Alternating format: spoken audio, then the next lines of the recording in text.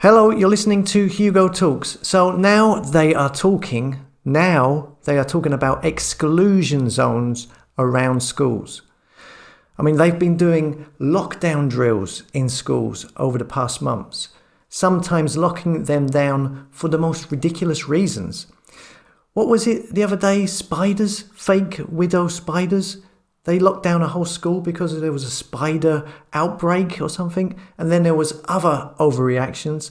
And when they locked down the school, they all instruct the parents to not ring the children. And vice versa, for the children to not ring the parents.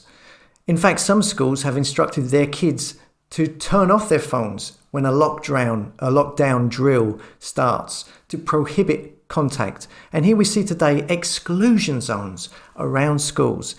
It says here, exclusion zones outside schools are an option to prevent idiots, anti-vaxxers spreading vicious lies to children, Sahid Javid has said. An exclusion zone is a territory where an authority prohibits people, the public, from a certain area. It's as if they want to create more and more space between people and their children. Lockdown drills, instructions to have no contact with parents, and now exclusion zones outside of the schools. This is what they are trying to do. So this has been called on now by the Tories and also by Keir Starmer, the fake-controlled opposition puppet tyrant leader. He is in total agreement because, they're all the same, two cheeks of the same arse, so to speak. And the way this has been reported here in the fake stream media is a good example of how that industry, the media, is not what it pretends to be. The media is actually captured, and it is now a government agenda promoting propaganda machine. So here we see Sky News. Exclusion zones around schools could be used to stop idiot anti-vaxxer, Health Secretary says. Now, first of all, the title says idiot. I mean, you can't be hurling around insults without giving a reason for them. You call people idiots. You need to showcase the argument for why you are using the word idiot. You can't just say they're lying and not have anything to back it up, which they don't. And if you don't, it is the media and this particular politician that looks like an idiot. So let's take a look at this propaganda. It reads, exclusion zones around schools could be used to prevent idiot anti-vaxxers from targeting children with their vicious lies, the Health Secretary has said. So what are these vicious lies the Health Secretary is accusing these people of? Can he prove that they are vicious lies? Is there any mention of any proof in this article that these are vicious lies? And this needs to be done in order that the reader of this article can determine whether or not they are lies or not for themselves. Let's see anyway. It continues. Sahid, he told Sky News Kay Burley, he said, "You've got, frankly, these idiots outside their school spreading vicious lies. It is becoming a growing problem as time goes by," he said. Mr. Javid added that there are options to deal with the protesters, including exclusion zones around schools or other potential action, but he said it should be done at a local level. Over the weekend, Labour leader Sir Keir Starmer called on the government to allow councils to use exclusion orders around schools. On Monday, he added it was important action was taken as uptake of the jib-jab by 12 to 15-year-olds has been very slow and called for exclusion orders to be fast-tracked. Okay?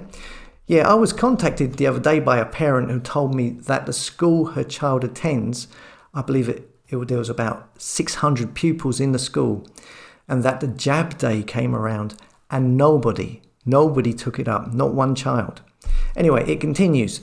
Mr. Javid said local police have been fantastic at helping out schools, but only so much can be done as completely fake letters are being sent to parents.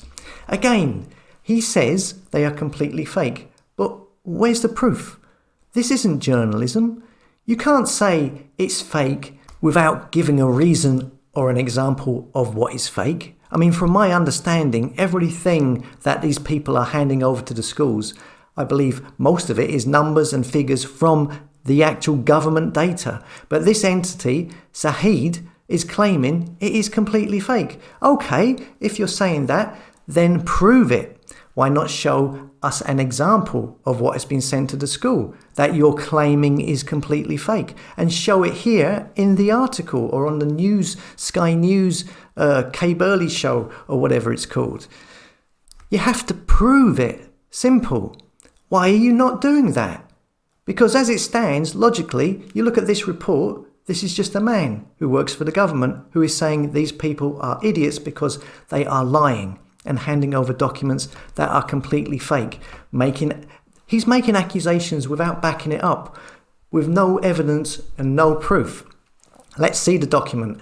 Let the reader of this article or the observer of the Sky News, Kay Burley show, see what these documents are so they can determine if they are lies or not. Otherwise, this is just unproven accusations, unproven allegations with no foundation.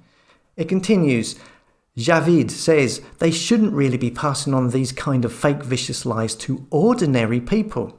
So this clown is again making unproven accusations and now making a distinction, claiming that there are ordinary people and not ordinary people. So this puppet tyrant can accuse people of lying but not offer any proof of there being any lies, and no article can actually give an example of any of these documents and then showcase them and prove that they are lies.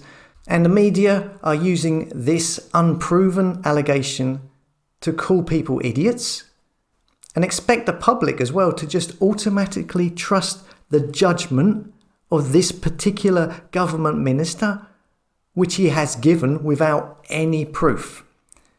Trust the government minister who used to be a banker. I mean, government ministers, not the most trustworthy, people like Michael Gove and Boris Johnson, who have been continuously being caught out lying themselves.